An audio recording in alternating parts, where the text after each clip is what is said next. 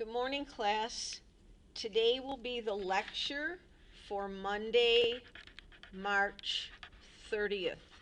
We will be looking in sections 9.1 through 9.4.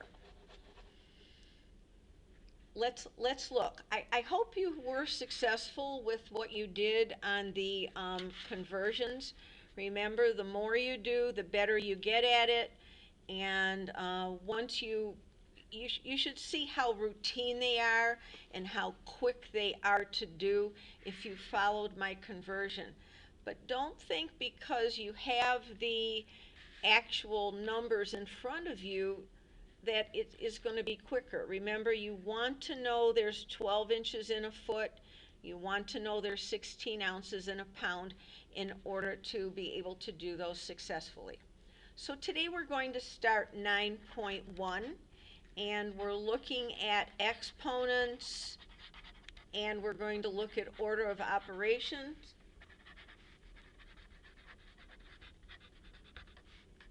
and inequality. So we have our work set out for us right here in section 9.1. Let's look. We've already talked about order of operation, but now it will be getting a little more involved. Let's start out with exponents. Look at if we want to multiply 7 times itself 4 times. We're going to have this. It is 4 times. That becomes the exponent. So this 7 is what we call the base. The 4 is the exponent.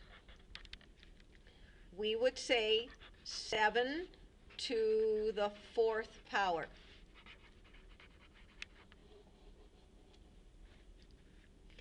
Example, 3 cubed means 3 times 3 times 3, or 27. So you could put that in your calculator, but we do use 3 cubed quite frequently, and if you know that, it's helpful. 2 to the 5 means that we're going to multiply 2 times itself 5 times. It is 32, and it too is a frequently used number. They're not always going to be a whole number base. We can have 3/4. 3/4 squared means 3/4 times 3/4. So we're just going to multiply across. 3 times 3 is 9. 4 times 4 is 16. So actually, 3/4 squared means 3 squared over 4 squared, and that's how we get the 9 over 16. As far as order of operation is concerned, order of operation is that, recall, we looked at PEMDAS.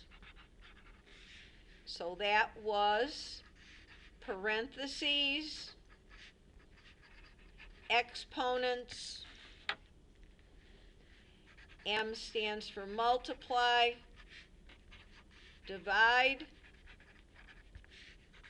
add, and subtract.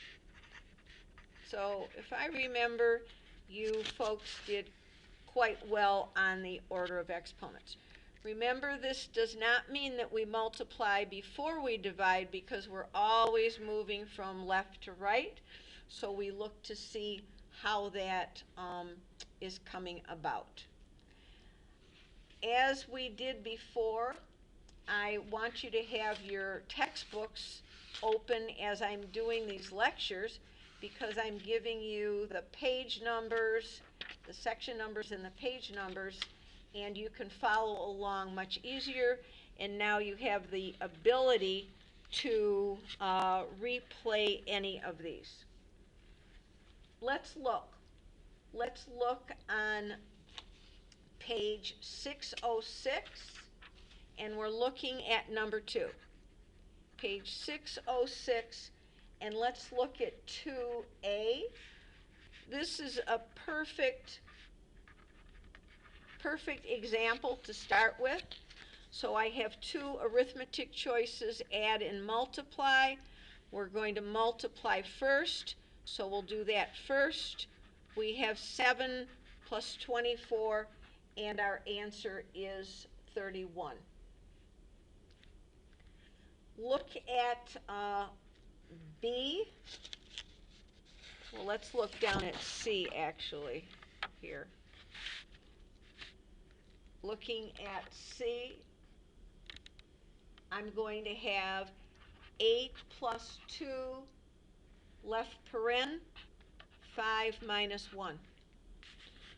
So our question is, should I add 8 plus 2 first and get 10? Or should I subtract 1 from 5 first, since that's in the parentheses?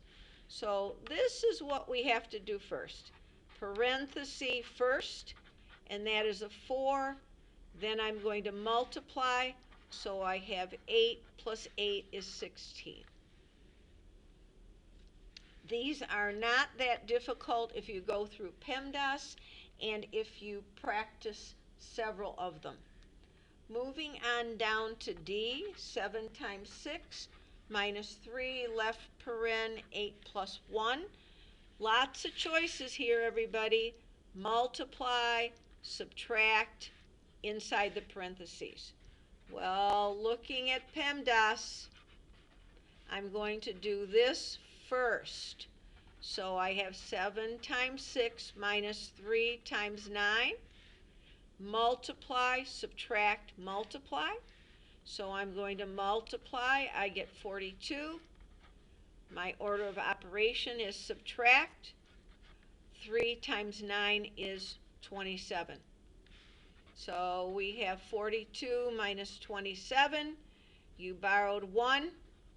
12 minus 7 is 5. 15 is the final answer here. Let's look then at problem number 3, which is on the bottom of the page. 3, and we're going to look at 3A, and we're saying, okay, we have more than one set of enclosures. We have parentheses and we have brackets. So let's look. We go inside. We're following the same thing. So now, since I have a bracket and I have a parenthesis, you have to do the innermost first. Innermost first. So I'm going to go inside. 4 plus 8 is 12. And when I go inside, I have 9. 9 times 9 is 81. So this would be a fair question, is to have 2 enclosures. Looking at B, 2 left paren 7 plus 8 plus 2. We have a division, 3 times 5 plus 1. So remember now, when we have a fraction, the numerator is its own question and the denominator is its own question. So let's look at the numerator, and we will say, okay, I have parentheses.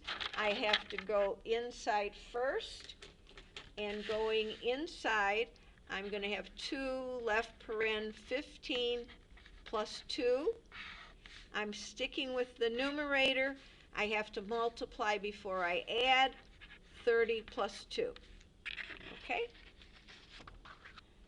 Looking now at the denominator, because it becomes our problem number 2, I will multiply first. I have 15 plus 1 is 16. So now I'm going to complete this. 32 over 16 is 2. How are you doing? Are you following these? I wish I could look at your faces and see what you would like me to do again. And also, I like to do walk-in checks. Let's cover some symbols. Some of these you know. Of course, that's our equal sign, which we use all the time. But if I put a slash through it, it is does not equal. Example, 5 does not equal 6. Look at this. This means less than. So the pointer, you put the small number at the point end. At the big mouth, you're going to put the large number. Example, 2 is less than 10.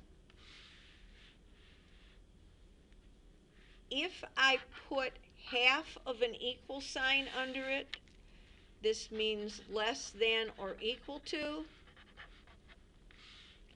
Example, we're going to have 17 is less than 18, less than or equal to 18. I'm going to have 18 is less than or equal to 18. So this is true and this is true. Now the pointer can be going in the other direction, and this is greater than. Same thing. We're going to put the small number at the point end. This is the big mouth, so this is going to be the larger number. Example, we're going to have 25 is greater than 10, and then I'm going to put half of an equal sign under it, greater than or equal to. Example, 9 is greater than or equal to 9. So we will be using these symbols all through math, and those of you that are moving on in your math career, taking more classes, you will be using those on a regular basis. Looking at page 607, consider problem 4a. The question says, determine whether this is true or false. 28 does not equal 4 times 7. Well, we know that 28 equals 4 times 7 is 28. It equals itself, so that is a false statement. Look on down. Look at B, and we have 5 is greater than 4 plus 2. Well, first of all, I have to determine what does 4 plus 2 equal? It equals 6. We know, of course, that is false. Looking at number D, 21 is less than or equal to 21, and yes, it is equal to it, so that is a true statement. Very easy to use those symbols, but make sure you think about it as you write them down. Now, a big part of our course is doing word problems. So on page 608, we're going to go from words to symbols. Whoops, I think I better pull this down. Symbols, there. Looking at number 6a, so I have to turn my page as you do. 6a, the question is 8 is less than 10.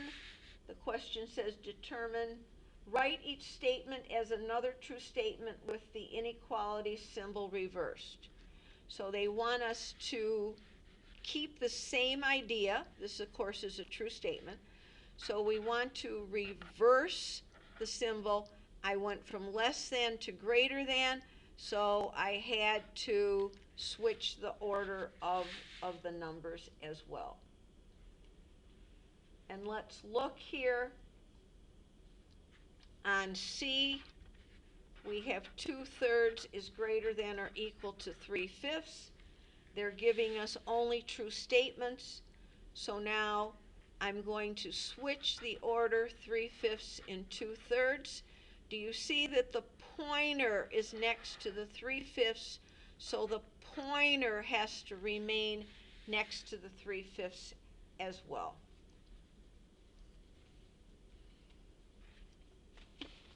On pages 609 and 610, we have the problem set. So let's go down the problem set, and we're looking at number 10, everybody. And on number 10, we have 14 squared. 14 squared means 14 times 14. I do not expect that to be in your memory bank. You're just going to use your calculator, and you'll get 196. Number 14, 11 cubed, means 11 times 11 times 11. Also, you're going to put that in your calculator, and you get 1,331. 3 to the 5th tells me to multiply 3 times itself 5 times, and you're going to get 243. So no, I certainly don't know 11 cubed, what that is, and you're just going to use your calculator the same as I would. Number 26, looking at order of operation. We have to decide, should I add first or multiply first? I have to multiply first. So now I have 42 plus 11, I get 53. Number 32. 32 is 22 minus 8 plus 9. So we can actually add or subtract. We can add or subtract these in any order. But most of you go from left to right. So you're going to do this first, and that's 22 minus 8 gives you 14. And then you have 14 plus 9 is 23. Okay? But some of you are pretty good with numbers. Is that some of you might say, okay, the 22 is positive, the 9 is positive, so I'm going to do this. I'm going to add the two positive numbers first, and then I'm going to subtract 8, and I still get 23. So you have to do what's comfortable for you. I would say most of my class works from left to right instead of jumping around like this. But you do have these options.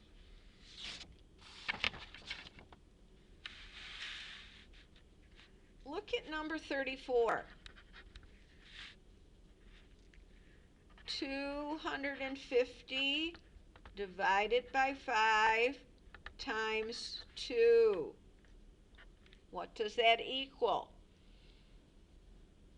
So now, on our other order of operation problems, we had a division, and then we might have had an add or subtract here. So now we're looking at our PEMDAS. And this is, oh, you should multiply first. No, that is not what it says. We have to move for multiply and divide. You go from left to right. So I have to divide by 5 first, and 250 divided by 5 is 50 times 2, and then this is my second step, and I get 100. So for multiply and divide, I have to go left to right. So I'm going to put a star there because that is a type of a question you're going to see on standardized exams and on my exam as well. 42, we're looking at 12 plus 35 divided by 7 times 3. And we have an add, we have a divide, we have a multiply. So looking at PEMDAS, I have to do the moving from left to right, I have to go left to right. So I'm going to do my division first, and that gives me 12 plus 7 into 35 is 5. And then I'm going to multiply here, and I have 12 plus 15 is 27. So some of you may want to redo that one just because it is important, like number 34 is as well. 48, 22 minus 2 cubed plus 9. Okay, so looking at PEMDAS, I need to do my exponents first. So that will be the first thing I'm going to do. 2 cubed is 2 times 2 times 2. Some of you have that in your memory bank. And now I have this. So once again, I can subtract here and I get 14 and add, and that gives me 23. Okay? Let's look. Kind of a fun question over here is, let me see, I have 40, yes, is number 103. 103. And let's look at 103D here. Also omit the C part. Omit 103C. I'm not holding you responsible for that. But look above here. I know that this is an odd problem and I would ask you to do it in your homework, but it's a great example and you can always do things twice. A 40-year-old woman, let's go above. One way to measure a person's cardio fitness is to calculate how many METs or metabolic units he or she can reach at peak exercise. 1 MET is the amount of energy used when sitting quietly. To calculate, we use this formula. We use 14.7 minus the person's age times 0.13 for women, and we use 14.7 minus the age times 0.11 for men. So this will be fun for you to do, especially for any of you that go to the gym or you're just runners and you exercise regularly. So I'm going to let you do part A yourself, and then I'm going to look at D here. It says we want to calculate B, we want to calculate the B part for a 55-year-old exam. So we want the MET for a 55-year-old. And it is a man. So I have to use the second one, 14.7 minus 55 times 0.11. And when you put this into your calculator, let's see, I didn't do it, so you'll have to do it on your own and see what you get. And my calculator's off to the side. So you can do that. You're going to put that in there and subtract, and I believe it's going to be 8.65. Okay? Good. So this is kind of a fun thing.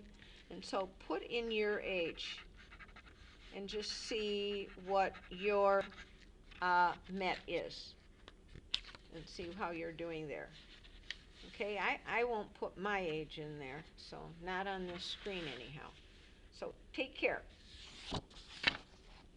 That pretty much does it for 9.1. And it's a good introduction for us, a good one.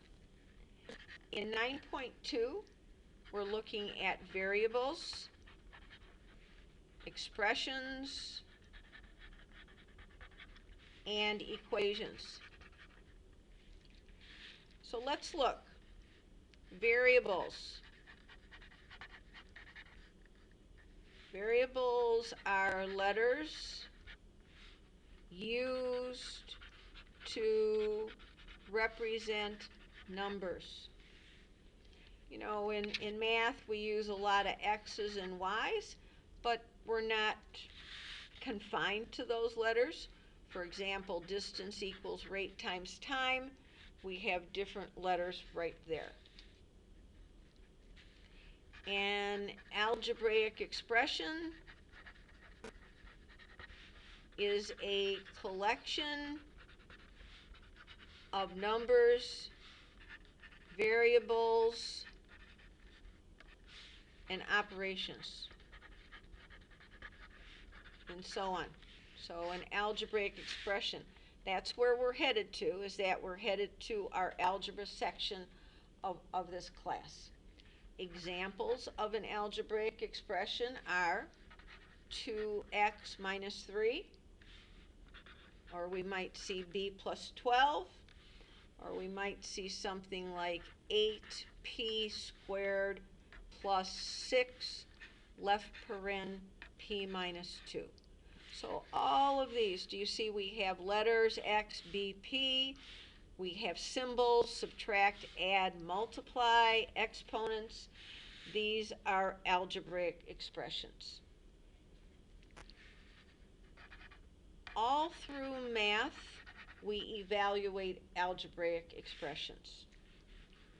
For example, if we have the expression 3y and we're given y equal to 5, you're going to take this 5, you're going to substitute it in for that y, and you have 3 times 5 is 15. If you have 2y squared given y equals 5, you're going to take this 5, you're going to put it in for that y. Now be careful, we have to use a parenthesis and then bring down your exponent. So the order of operations is square the 5, and now I have 50. Let's look. We are on page, let me see, 612. Page 612. And let's look at 1A. We're given x equal to 3 for all of these. So for A, we have x plus 12. I'm going to take the 3, substitute it in for the x, and I have 15. I'm going to look at the C question, 5x squared. Take the 3, substitute in for the x. I need to use a left paren, 3, an exponent. That gives me 5 times 9 is 45. Okay, so substituting in, called evaluating, is something we're going to do from now through every single math class that you take. Very important process. And it's not that hard. You just have to keep your notes neat, use parentheses when necessary. Page 613, looking at 2A, I have 4x plus 7y, and I'm given x equal to 6, y equal to 9. So let's look. I'm going to substitute the 6 in. I'm going to substitute in a 9, and I have 24 plus 63,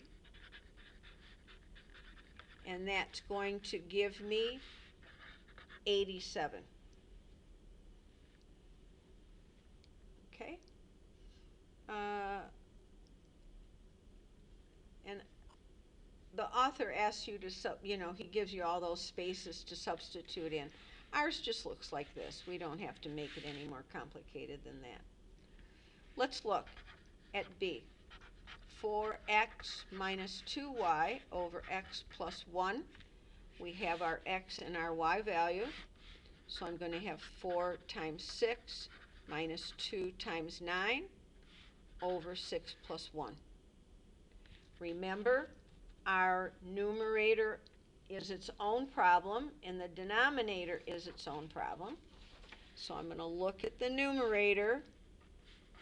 I'm going to multiply this, and I get 24. That was my first step. My second step, I get 18. And then in the denominator, I get 7. So 24 minus 18 is 6. And I have 7 in the denominator there. Okay, let's look at C involving exponents. 2x squared plus y squared. Substituting in, I use a left paren, 6. The function tells me to square it. Substitute in, I have an exponent. The function tells me to square it. Order of operation, I have to do this first. So I'll bring my 2 down. I have 36. Bring this down, and I have 81. So 36 times 2 is 72. Plus 81, and I'm going to get 153. Now, there's nothing, holding you back from redoing any of these examples, so you can literally see how the number is substituted in, how we calculate it, and how easy it is. Looking on then at page 614. Here it says, write each word phrase as an algebraic expression using x as a variable. So as I said, most of life is a word problem. So we need to get a handle on algebraic expressions, and then we're going to transfer that into solving word problems. So A says the sum of 5 and a number. Our author says to refer to the number as an x. This is our clue word. It tells us to add, subtract, multiply, divide. Okay? So we know the word sum means add, so that's going to be 5 plus x then. 5 plus x. Looking at, let's look at B. A number minus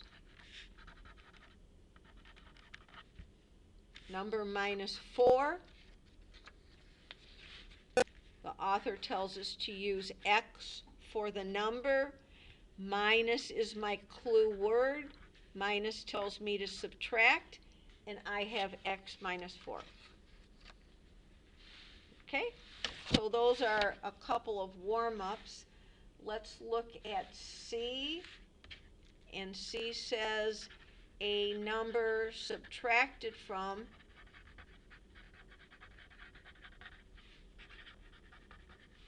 48. So now this one you have to think about, because we need to know whether to put the 48 in front or should we put the 48 in back. So we know the number is x. We know subtracted means this, but look what this tells me.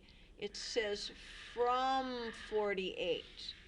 So that would be 48 minus x. That number is subtracted from 48. If we had this for example, if we had 48 minus some number,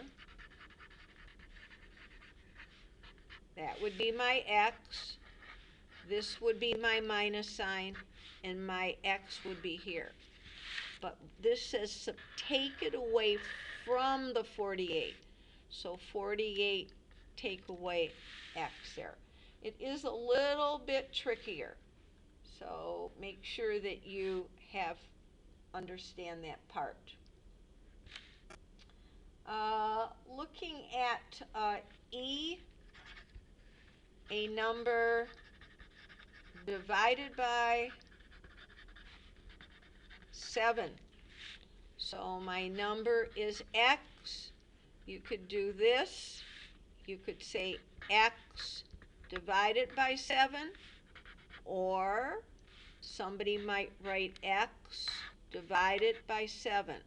These are both correct. Both correct.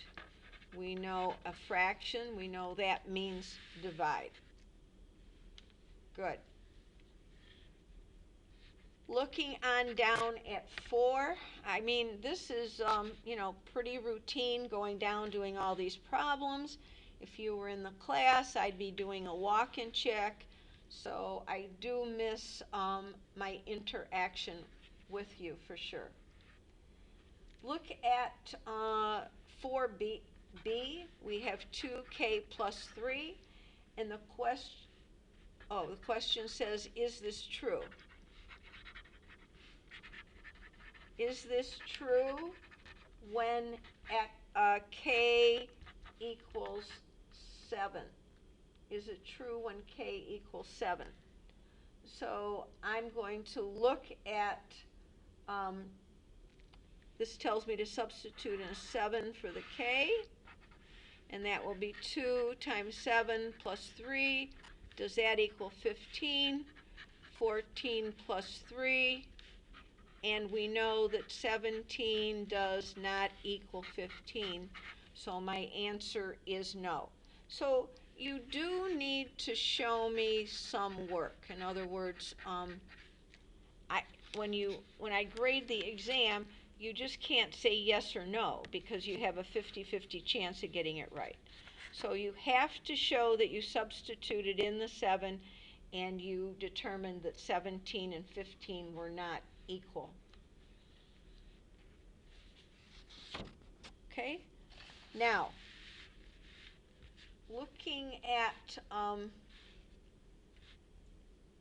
on page 615, what we have to do is we have to write an algebraic sentence. It says write each word sentence as an equation. Okay, so once again we have to translate that. Translate this. And so we're looking at 5b here, 5b. 5 times a number subtracted from 21 is 15, okay? So this is what I do, because remember, the problems get more complicated as we go. So I replace the words with symbols. Times means multiply. My number is x, so 5 times x. Now be careful here. Subtracted from 21. So we know what the word subtract means, but we're not subtracting here. We have to take this quantity, 5x, and we have to subtract it from the 21 here. And then is your equal sign, is 15. So, of course, this is the big idea, to go from an expression to symbols like this. That's what we're looking at. And so, and this is a little bit trickier too, is when we're taking it from a number here. let's look at one more. Let's look at D. 15 divided by a number equals the number minus 2. Okay, so I'm going to replace any word with a symbol that I can. So here I have 15 divided by, my number is x, equals is the symbol, the number, minus means take away or subtract, 2. So one piece at a time. 15, and I probably would write it as a fraction instead of using the division symbol. Both will work. 15 divided by a number equals the number x minus 2. Okay? So if you use that division symbol, it's just a little bit difficult there. 15 divided by x equals x minus 2. I think this is the better choice. I couldn't mark that wrong. That is correct. But I think this is your better choice here. Looking at the problem set, folks. Let's look at our problem set. And we are going on down to page 616. So we're on 616. And let's look at problem number 14. We have 7x minus 8, and we are given x equals 4, and that would be question 1. Let's call it A, and question B is x equal to 6. So substituting in a 4, I'm going to get 28 minus 8 is 20. For B here, write the expression down, substitute in, and I get 42 minus 8, and that's going to give me 34. Okay? So very important to know how to evaluate expressions.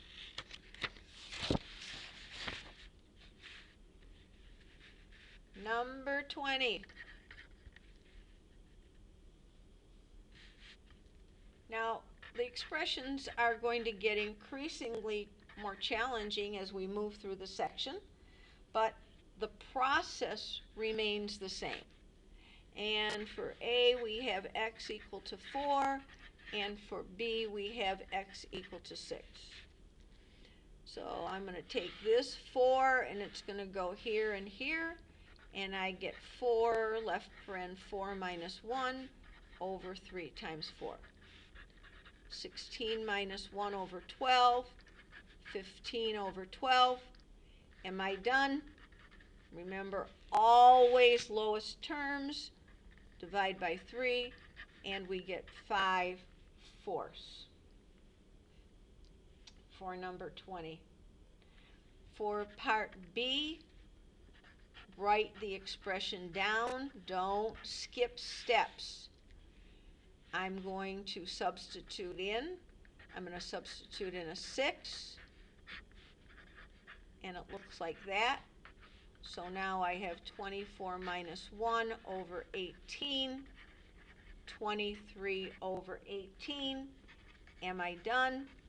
Well, 23 is a prime number. The answer is yes. I cannot go any further than that.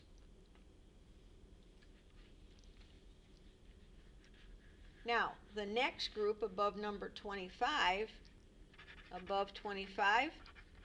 we're given x equal to 2, y equal to 1, and that was the A, and the B is x equal to 1, y equal to 5. Okay, so this is a 2 here.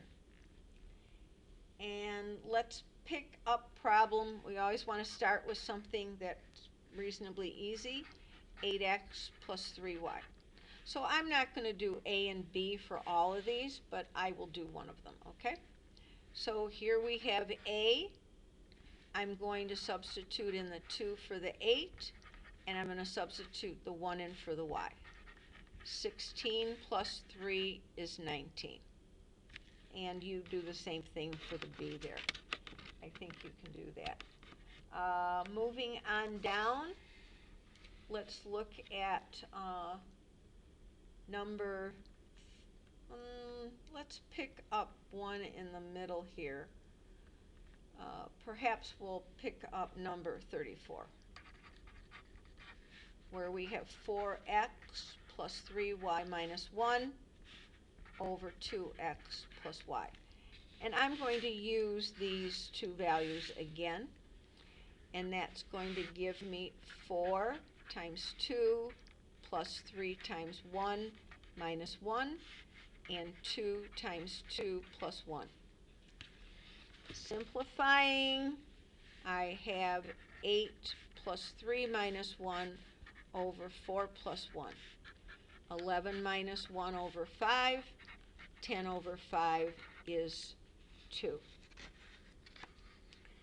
So I hope you're saying to yourself, well, this isn't bad, and that you're also saying, I'm so glad we're finally getting to algebra, because that was your goal, was to get to this point, get out of the arithmetic and into the algebra, which is where we're headed, and this is a good preparation for your Math 1100.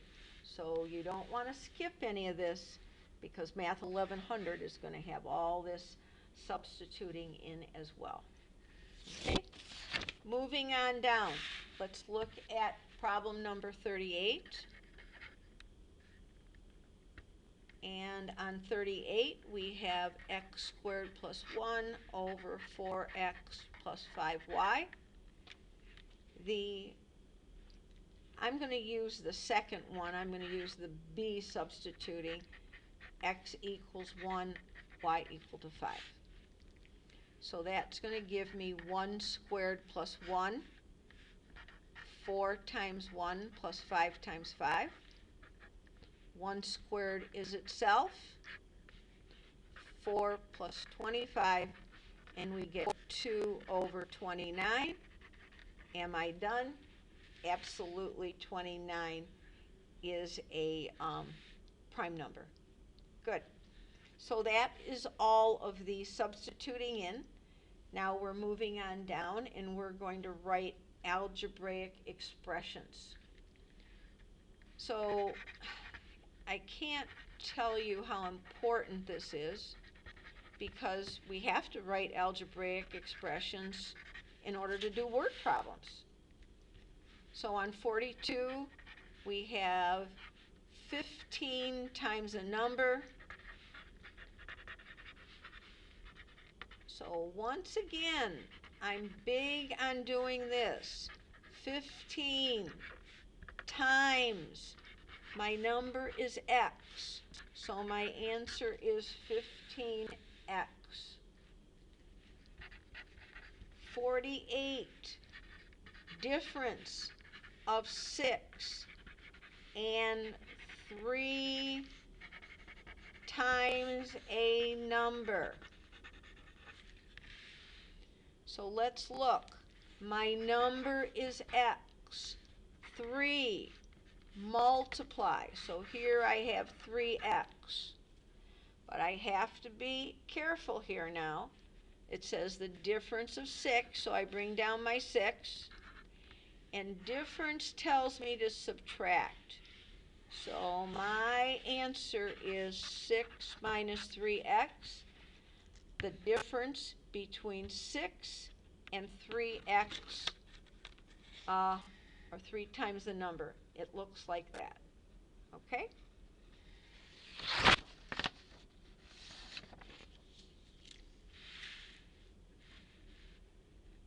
Above number 55, decide whether each equation has a given number as a solution. So number 56, we are given x plus 5 equals 15, and it says, would x equal 10 work? I'm going to substitute in, does 10 plus 6 equal 15? 16 does not equal 15, and the answer is no, that is absolutely not true.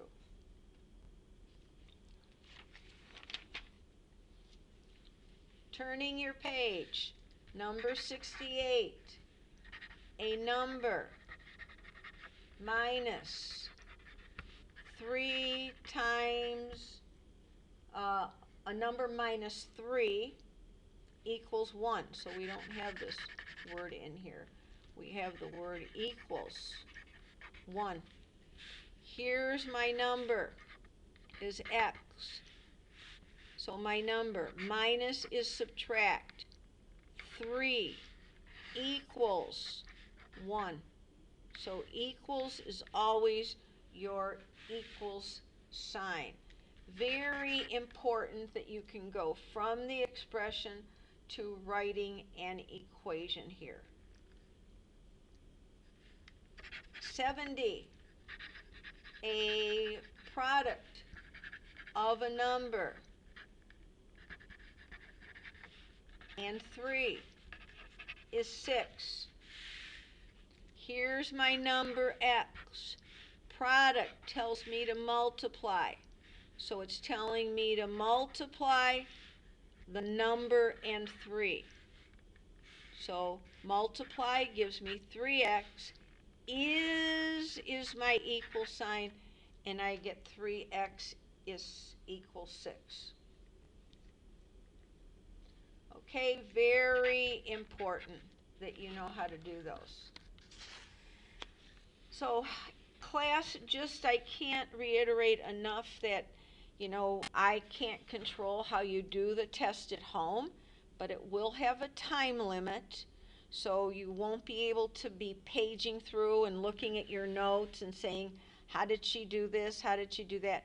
You really have to know how to do all these things in order to finish the test in the amount of time given. And also, if you don't know how to do them, you're not going to be able to be successful in Math 1100. So, my job is to make you prepared for Math 1100. That's what my job is. 78 says, decide whether this is an equation or an expression. So it's very easy. An equation always has an equal sign. An expression, no equal sign. So all you have to do is look at it. There's no computation, yes or no. So on 78, 5y minus left paren, we ask ourselves, is there an equal sign? No, there is not. So this is an expression here. Okay? And then looking at number 80, look across it, and we see that we have this equal sign, so that tells me we have an equation. Okay? We have now completed 9.2. So just excuse me 1 second while I take a drink of water here, and then we're going to start 9.3. So I'm not tuning out. I just need to reach over and grab the water bottle. Hold on here.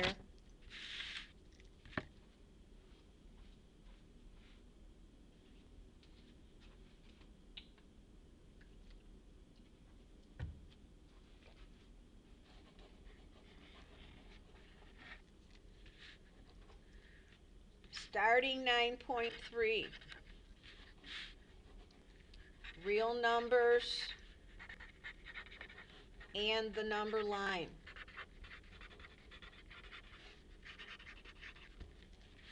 So there are a few words, few names that we need to be familiar with, and one is the set of natural numbers. Natural numbers is the way we count we count 1, 2, 3, 4, 5, dot, dot, dot. We don't start at 0. You're counting steps with a small child. You're teaching them how to count. You start with the number 1. Whole numbers. So you can give yourself a hint. Counting numbers. How do we count? Whole numbers, on the other hand, does include the 0.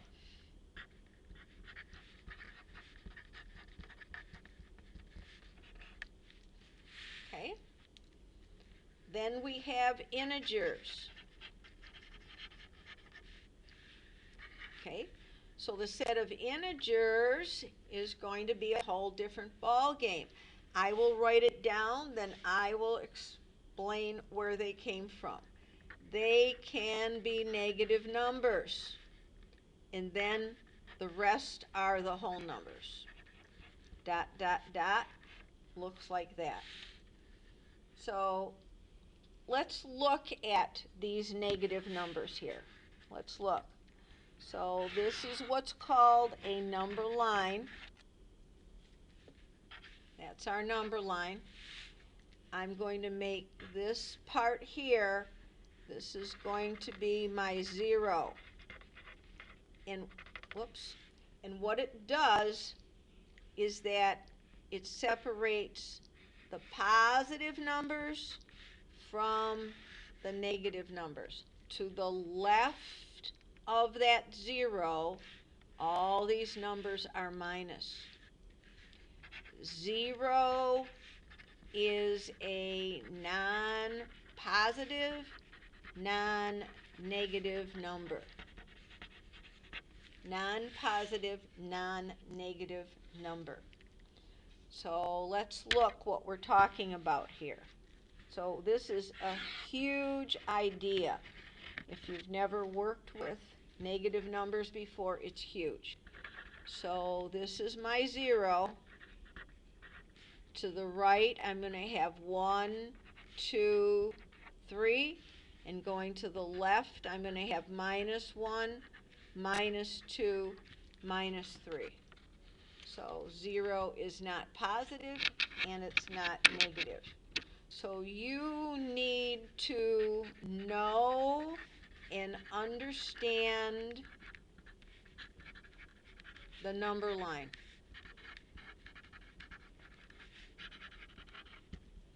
Going to the right is plus, going to the left is negative.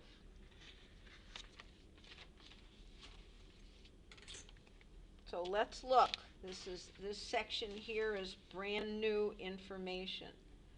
On page 620, this is just having an understanding of what plus and minus means, everybody, what it means.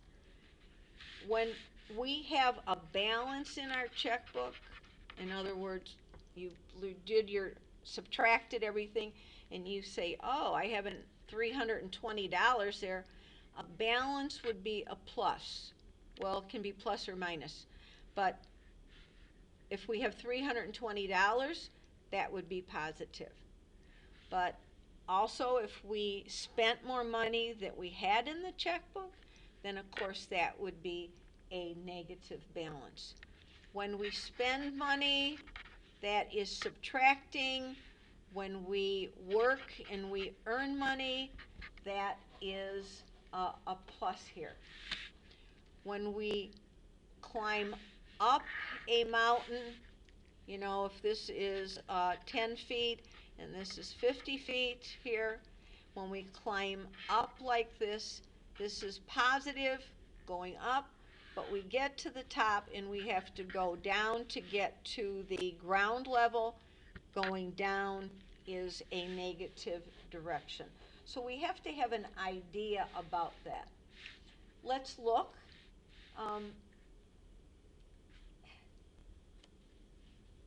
If we look at 1A, I don't think it's a great idea here. It says Erin discovers she has spent $53 more than she has in her checking account. So if this is her checking account and she spent $53 more, she's in the hole $53. So it would be minus 53. Part B, a record high Fahrenheit temperature in the United States was 134. A record high is going to be a positive number like that. So this winter, I don't think we had many record lows. It was an easy winter for all of us, but sometimes we have record lows as well. But that was a record high there. Okay? Looking on at a few more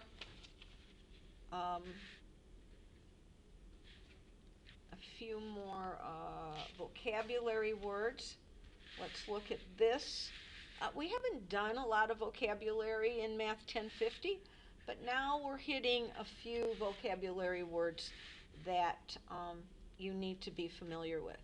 So remember, we just did natural numbers, we did whole numbers, we did integers. Those three are important.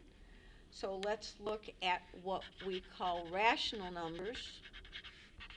And a rational number, this is on page 620, numbers written as a quotient of integers. A quotient of integers. And we always have this restriction: the denominator can never be 0, because remember the first day we lectured, the one restriction when we were evaluating was if we had a number over 0, remember we said that that was undefined. So oftentimes you're going to see this denominator cannot equal 0. Example of rational numbers would be 5 over 4, 1 over 2, 27 over 19. These are rational. It's written as a quotient. 5 is a rational number because 5 can be written as 5 over 1. So if it's not rational, it's irrational. And irrational, page 621, is a non-rational number,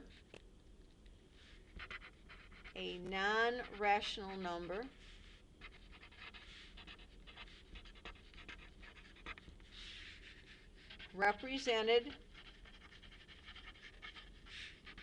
by a point on the number line.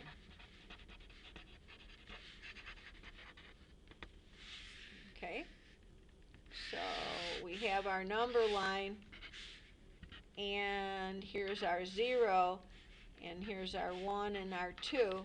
So we have some number in here like this, and this number cannot be written as a fraction. Cannot be written as a fraction. So let me see if he gives you an example of some irrational numbers. One of the ones that are most common would be square roots. So, you know, an example here, for example, would be the square root of 2. If you put that in your calculator, your whole window fills up. Or the square root of 3, or the square root of 21. Those are all irrational numbers because they don't stop. The decimal point, the number just keeps going and going. So now we have this big world, and it's called real numbers. And real numbers are all numbers that are either rational or irrational.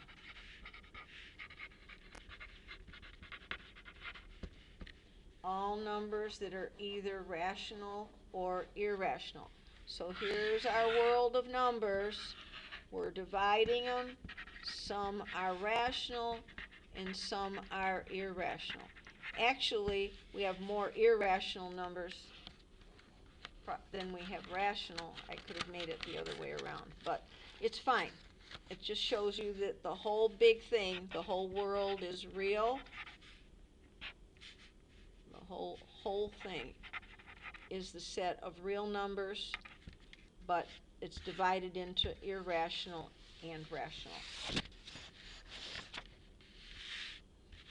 One other idea, and this is not used much in Math 1050, but you will see it in some other math classes. Not every day, but it's called set builder notation. And let me just explain to you what it looks like. We have a fancy parenthesis, x. Let me write this down and then I'll tell you what it has. Says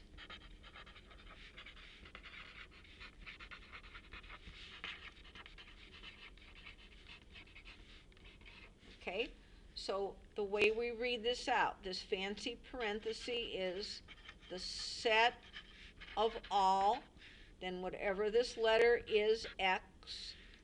This symbol here is such that, and then after you say that such that, you're going to say something about that, such that x is greater than 5, or x is a rational number, or 2x plus 3 equals 1. So there's going to be a statement here.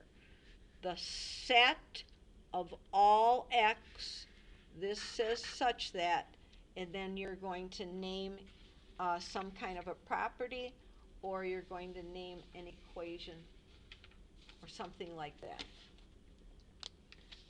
Looking on page 622 is, let me see here. Oh yes, very good.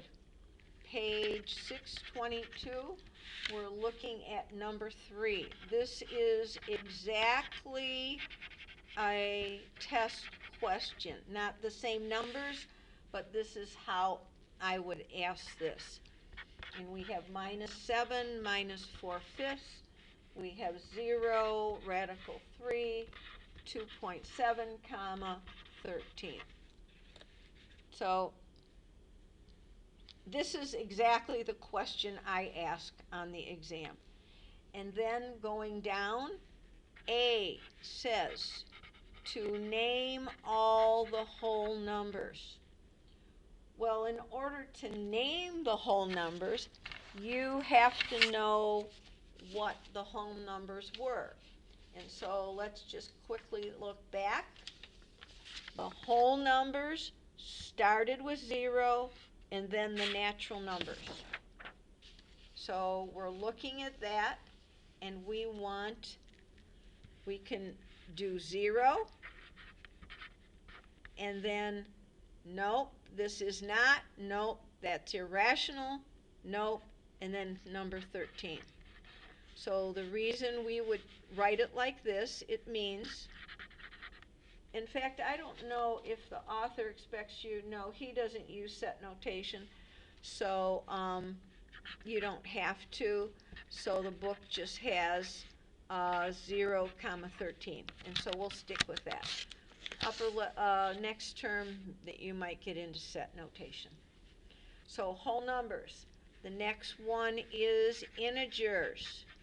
Okay, so you look at your definition of integers. Integers say negative numbers, positive numbers, and 0. So we look here. We have a negative number. We can include 0. We can include 13.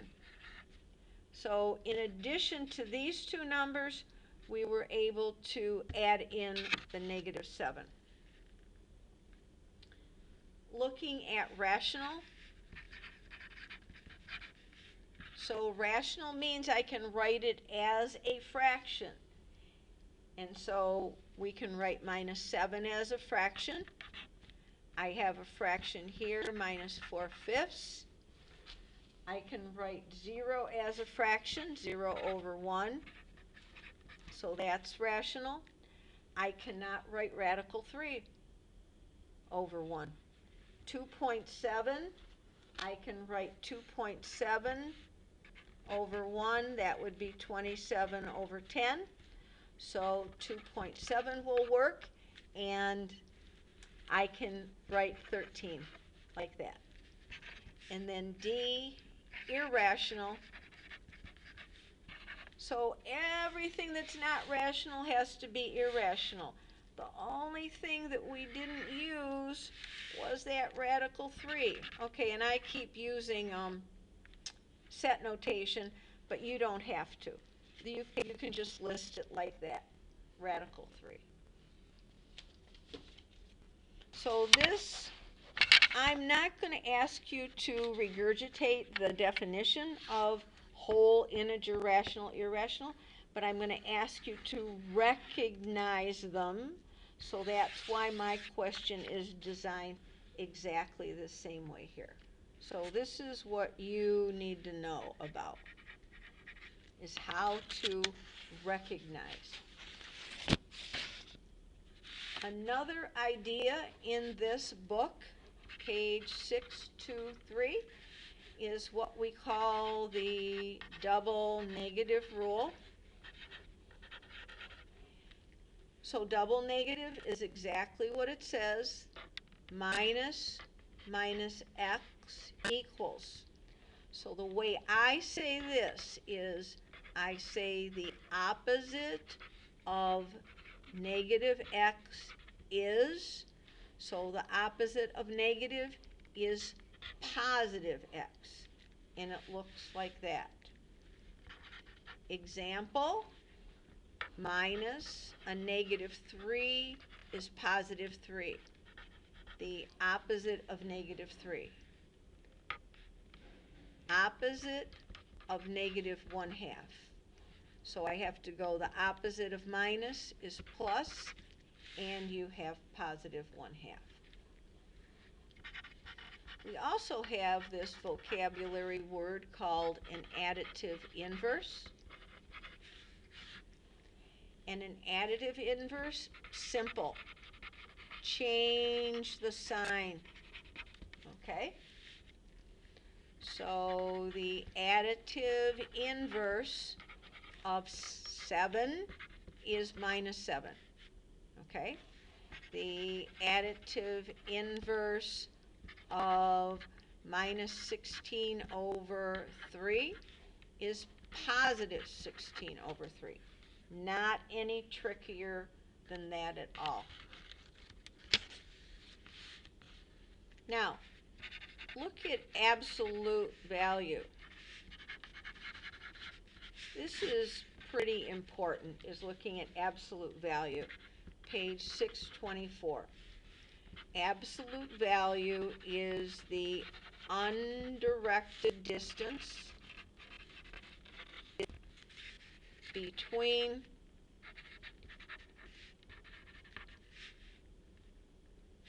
zero and the number. Between 0 and the number. So you're saying, well, what in the world? And we write absolute value this way, with 2 parallel lines. So if we want the absolute value of 5, what we're looking at is this, is we want the distance from 0 to 5. Well, you see that it's that distance is 5, okay? If we have this and we want the absolute value of negative 4, we want the distance here. We don't care that we're going left. We just want that distance, and it's 4 units. So the absolute value of negative 4 is positive 4. A distance is always positive. Let's pick up a few things about that. Okay? Looking on page 623,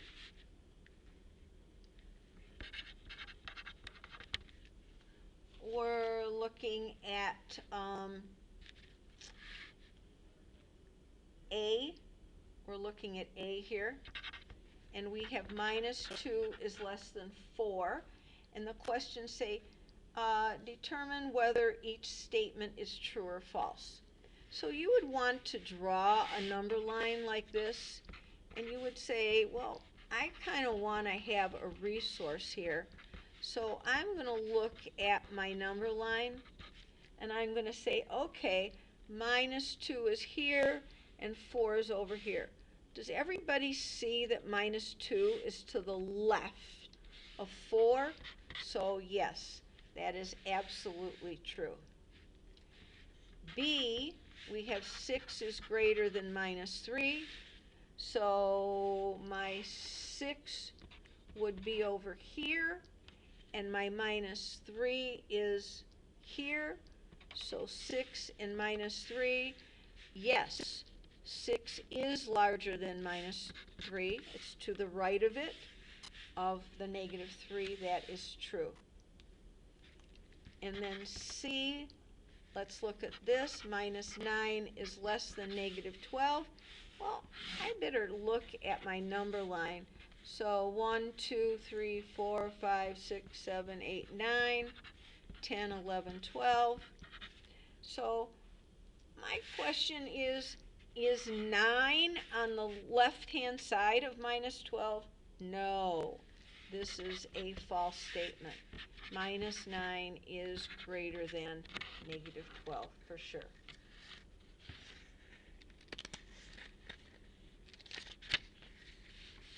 Now, looking in your problem set for 9.3, let's look at problem number 20. Okay, here we go. If we were in class, I would be asking you to do number 20 at your seats, and then I would ask you to give me the answer here. And we have the square root of 6, comma, 9, comma, minus 12, comma, 0, comma, radical 10, comma, and 0.026. So the only tricky one here is this 0.44444, and that is the tricky part. So let's look at what the question asks here. We can't do all of them. A, natural numbers. B is whole. C is integers. Those are the 3 we did before. Rational, irrational, and real. Okay? So for the real numbers, well, all of these are real. All these numbers are real. So that answers that. Natural numbers have to start, they have to be 1, 2, 3, 4, 5. So the only one that fits that category is 9. Whole numbers include 0, so 0 and 9, that's how close they are. Integers can be negative, but I have one negative integer. I have minus 12, 0, 9. So I'm building up on that list. Rational, it has to go into a fraction. So of course 1 and 5/8 will work. The reason that 0.444 will work, we never did that in our class really, is to show that this continues and continues, that this is rational. That is a little bit tricky because in some algebra class we show that a decimal like that, a repeating decimal, is a rational number. And then, so we have rational, oh, okay, and we have 9, of course, minus 12, 0, and 0.026. because this can be written as 26 over 1,000, which is a fraction there. So then irrational is the only thing that's not in here, which would be radical 6 and radical 10. So we have radical 6 and radical 10 looking like that. Okay? So this one here was tricky because in Math 1050 we really don't do much with repeating decimals. Okay? And give you a lot of explanation about that. So we've covered a lot of material. One more section, 9.4. Okay, and I need a little more water again.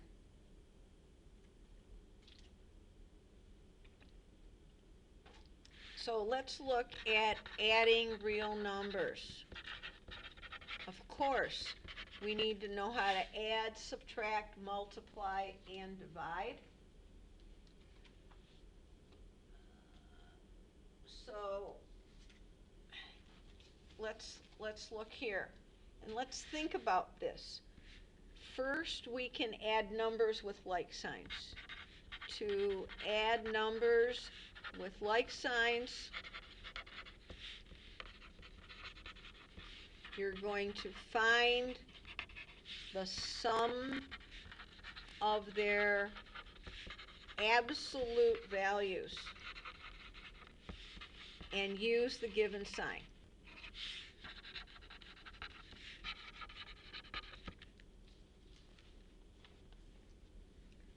So we have a problem set here. I can't really say it's huge. Well, yeah, it is pretty good size. So let's look here. Let me give you some examples. So these are adding with like signs. So if we add 11 plus 14 or 15, these are both positive. We add them, we get 26. We use the given sign, which is positive. Now, we've done many of those, so you know how to do that. Let's add two negative numbers. Example would be, if we want to add minus 9 plus negative 7, we find the absolute sum is 16, and we use the given sign. Remember, when we find the absolute sum, we're just looking at 9 plus 7, but then they're both negative, so you must have a minus 16 there. If we have negative 3 plus negative 2, 3 plus 2 is 5, but we must use the negative sign. On page 632, number 6, once again, if we were in class, I'd have a worksheet for you. We wouldn't be doing so many problems out of the book, but this is a different way of doing this. Looking at this, if I add their absolute sum, I get 15, and the sign is negative. We have minus 15. 8, number 8, minus 16 plus negative 7. I'm going to add 16 plus 7, I get 23. But I must use the given sign. Must use the given sign.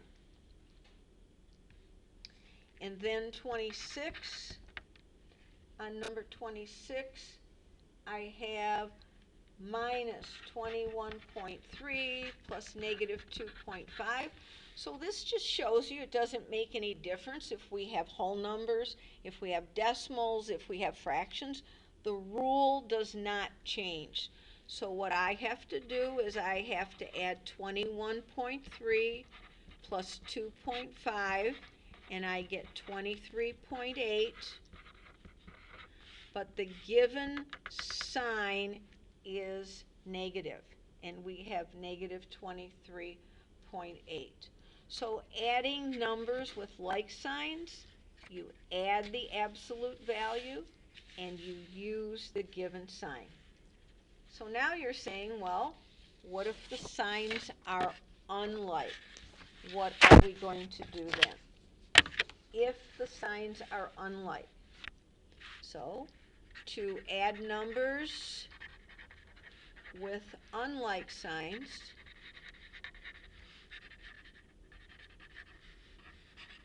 find the absolute value or the absolute difference. We're going to subtract them. Find the absolute difference and use the sign of the greater absolute value. Okay?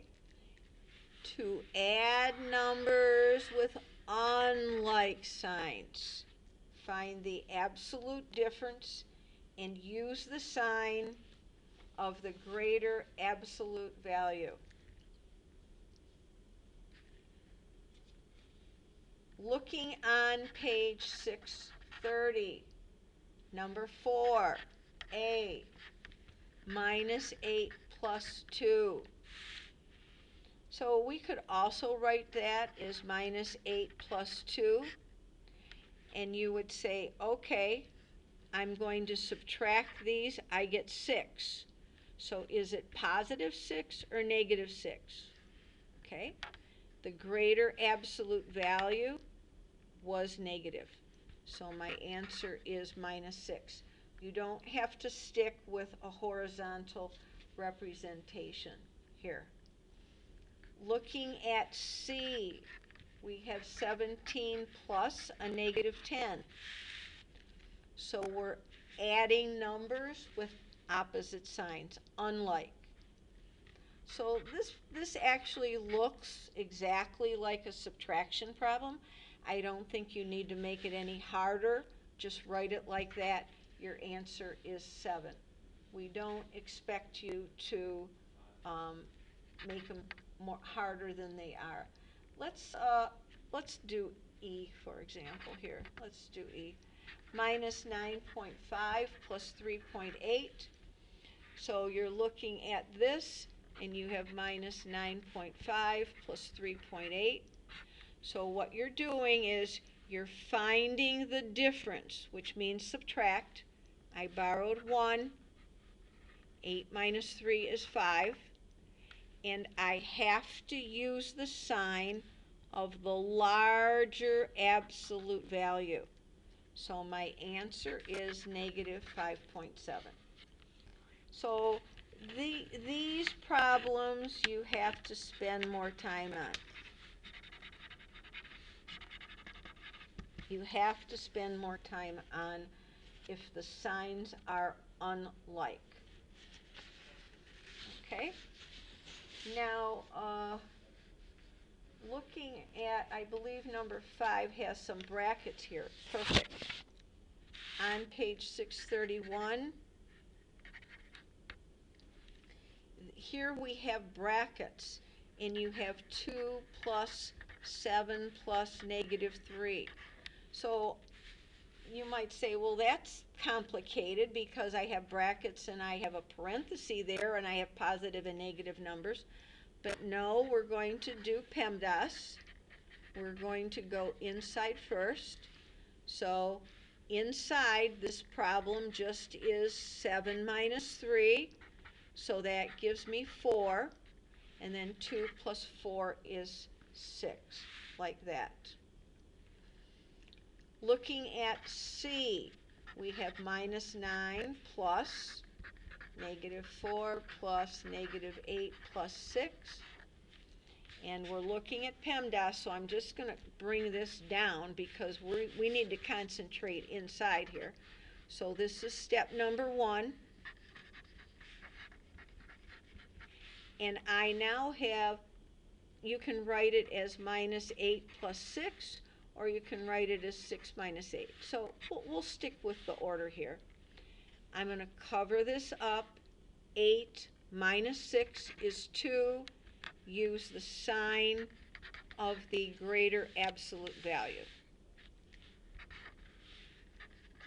So now I go inside, my signs are like, minus 4 minus 2 is negative 6, minus 9 plus negative 6.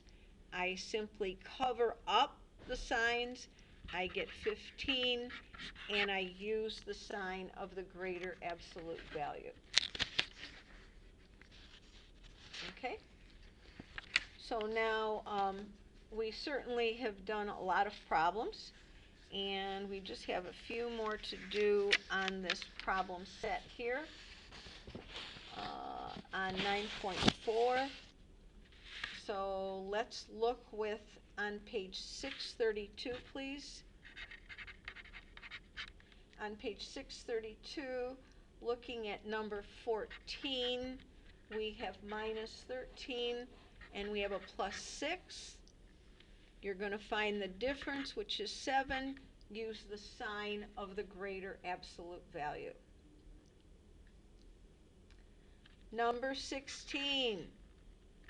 Notice, remember, these are called additive inverses because they're the same number with opposite signs.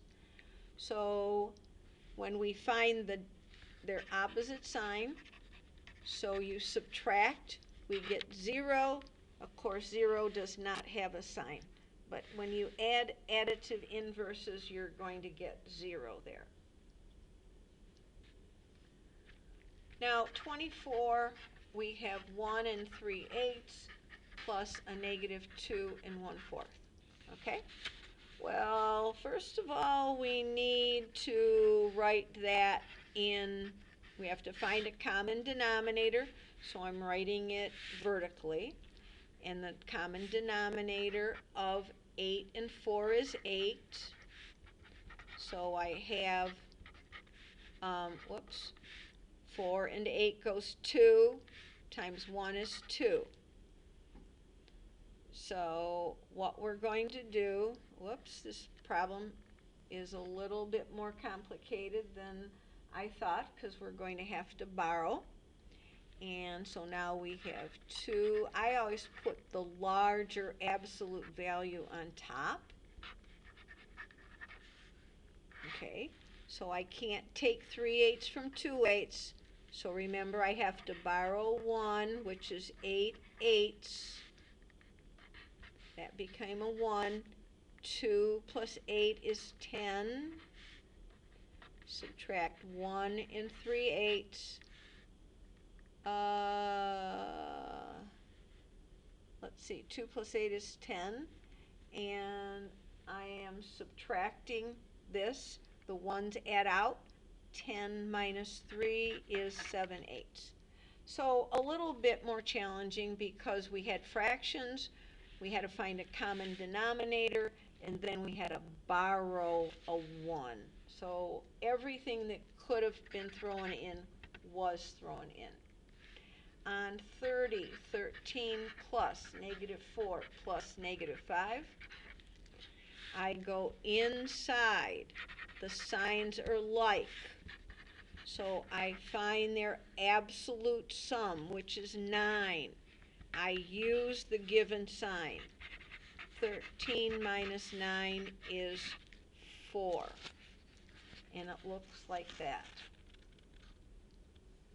So just follow the rule, but you have to do many, many of these. Otherwise, you can't get the gist. This section here, adding real numbers, you need to spend time because this is going to have a carryover into the algebra section because we'll be adding these as well in algebra with symbols. Okay? Let's look at problem number 48. We want to know, is this true or false? Minus 12 plus 8 plus 5. Does that equal minus 1? So I don't know. I probably would do this. I probably would say 8 plus 5 is 13. 13 minus 12 is 1. Does that equal -1? No, it does not. But you could have gone from left to right. You could have said this. You could have said -4 plus 5. Does that equal -1? Well, we see immediately that's +1, and the answer is no, for sure. So we have more than one way of doing it, and doing it correctly as well. Number 60, -2 added to the sum of -18 and 11. So let's look. -2 added sum. I'm going to have a left paren. Sum of -18 plus 11. A little trickier. -2 plus -18 plus 11. Find the difference. Use the sign of the greater absolute value. I have like signs now. 2 plus 7 is 9. Use the given sign here, and we get that. And then looking at number 70, a pilot announces to the passengers that the current altitude of their plane is 34,000 feet. So if your altitude is that is a plus sign. Because of some turbulence, the pilot is forced to descend 2,100 feet. So descend is subtract. 0, 0. I borrowed 1. I get a 9. 2 from 3 is 1, 3. So I know it's going to be feet. My larger absolute value was positive. We're now at 31,900 feet. Okay? So remember to do the odd problems. I will have the exact homework posted at some point, but that doesn't mean you should not start right now. This would be March 30th. So you can, of course, do it ahead of time now that everything is posted, but that I will have the homework posted for sure by then.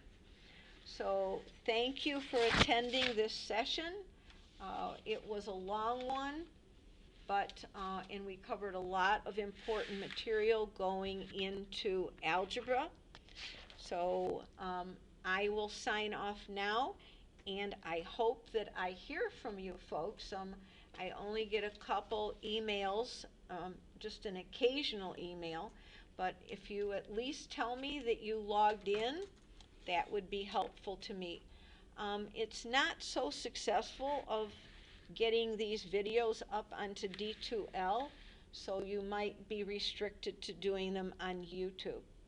So thank you very much. You have a lot of work to do between Monday and Wednesday, but I wish I could say I enjoyed seeing you, but I'm looking out here at an empty classroom, nobody there. So take care, everybody. Stay safe. Take care of yourself, but just don't ruin your grade in this class. You might have to put in a lot of extra effort, as all the faculty are doing, as I'm doing as well, learning. So thank you very much, and have a good day.